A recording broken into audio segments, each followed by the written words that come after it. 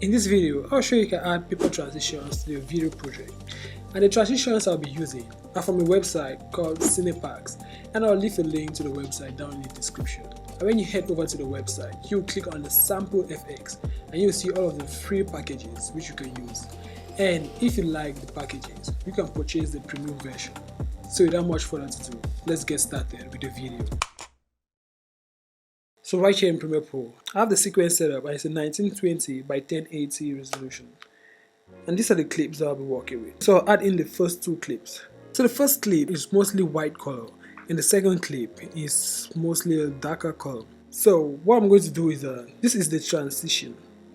So if I double click on it, I can preview it here in the source window.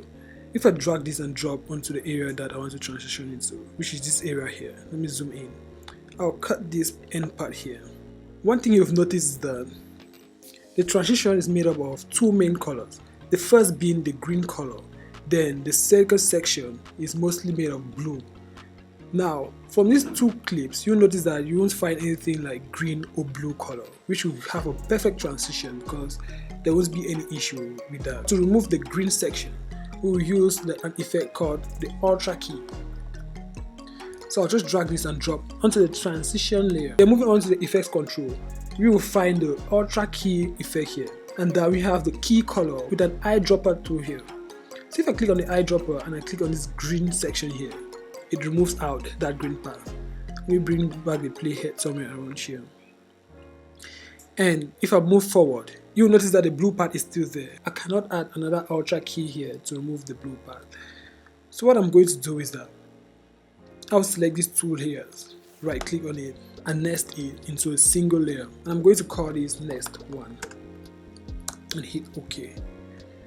Now I'll reposition the nested layer around here, then bring this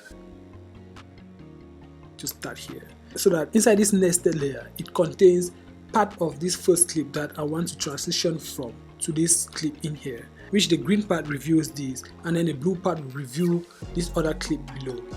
I'll add in the Ultra key to this nested layer, somewhere around here where I'll find all of these blue colors. I'll come again to the effects control and then I click on the blue color here. You see that all the blue has been taken away and you now have a perfect transition from the first clip to the second clip. Now, what if the first clip had some kind of green or blue color in it? That would be an issue because the transition here has the primary colors green and blue. There's a solution to that and we can fix that error. Let me import a clip to my sequence that contains mostly blue color. So I'm going to increase this so it's more visible. Now this clip here is just an image and you can see it has a lot of blue in it. And I want to transition to this clip.